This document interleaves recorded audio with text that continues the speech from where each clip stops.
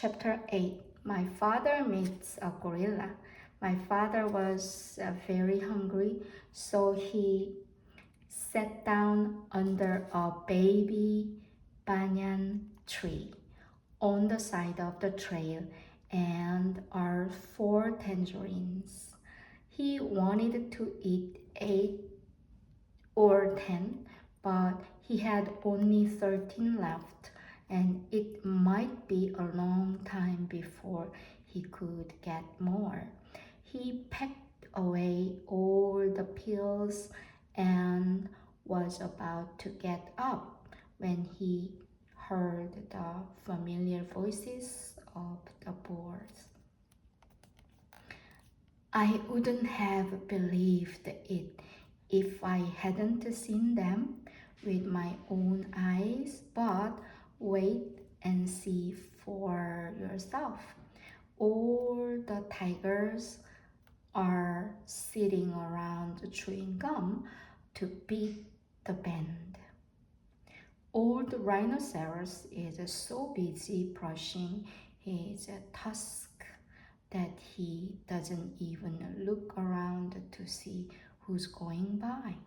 And they are all so busy they won't even talk to me. Ooh.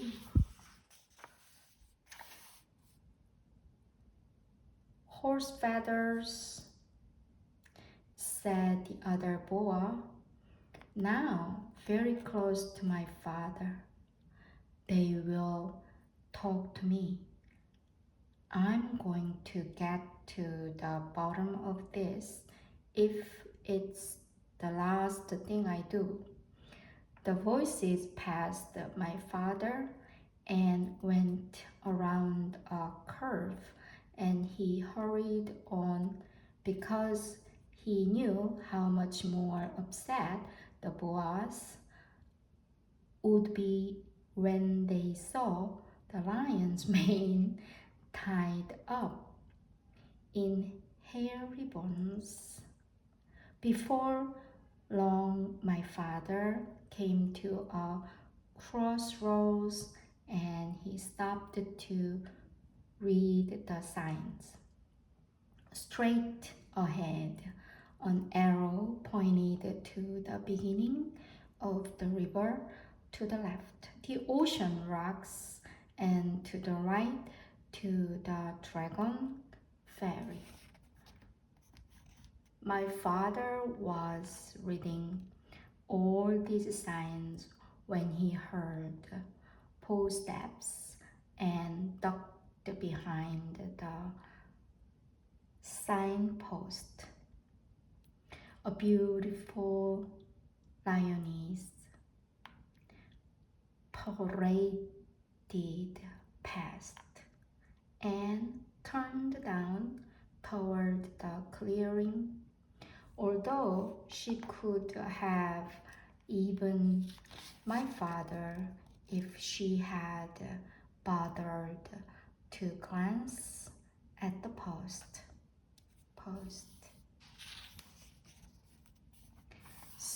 She was much too occupied looking dignified to see anything but the tip of her own nose. It was the lion's mother, of course, and that, thought my father, must mean that the dragon was on this side of the river.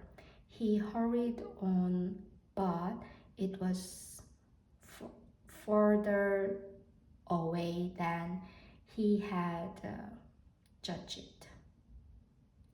He finally came to the river bank in the late afternoon and looked all around, but there was no dragon anywhere in sight. He must have gone back to the other side.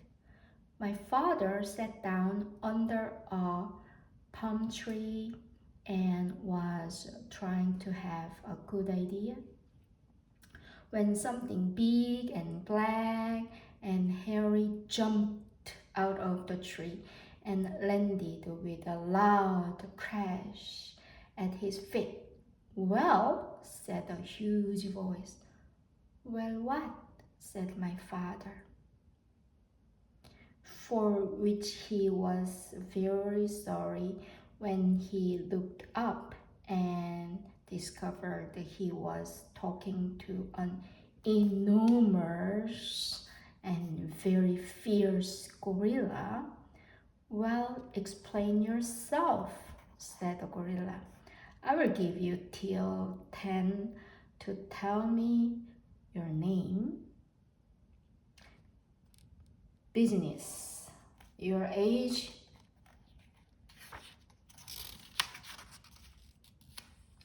and what's in that pack." And he began counting to 10 as fast as he could.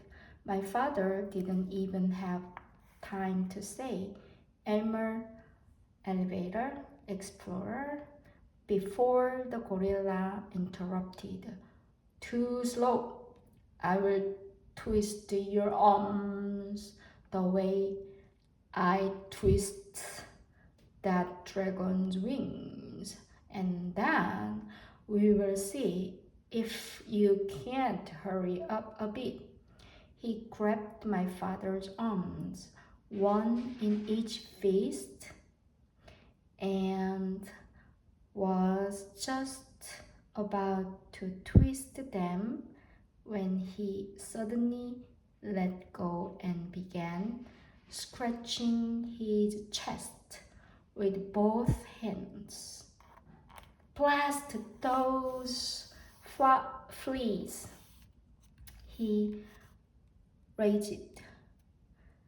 "They won't give you a moment's peace.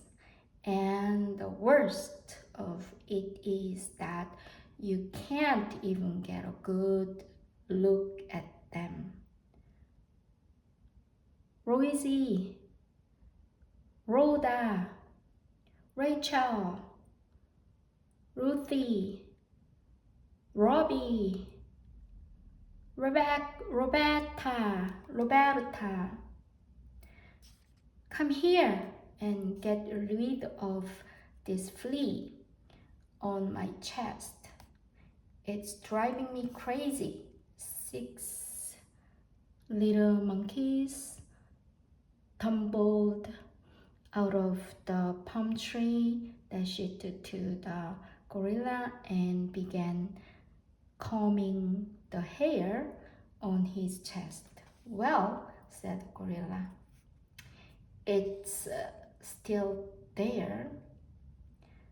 We are looking," said the 6 little monkeys, "but they are awful hard to see, you know." "I know," said the gorilla, "but hurry! I've got work to do." And he winked at my father. "Oh, gorilla," said my father, "in my knapsack I have 6 magnifying glasses. They'd be just the thing for hunting fleas." My father unpacked them and gave one to Rosie, one to Rhoda, one to Rachel, one to Ruthie, one to Robbie, and one to Roberta.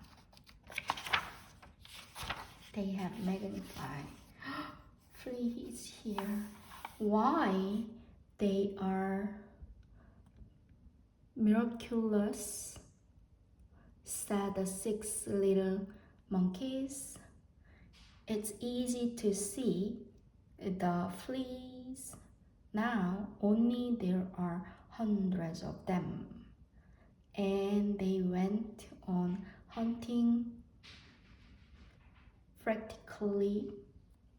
A moment later, many more monkeys appeared out of a nearby clump of mangroves and began crowding around to get a look at the fleas. Through the magnifying glasses, they completely surrounded the gorilla, and he could not see my father, nor did he remember to twist his arms. Yay!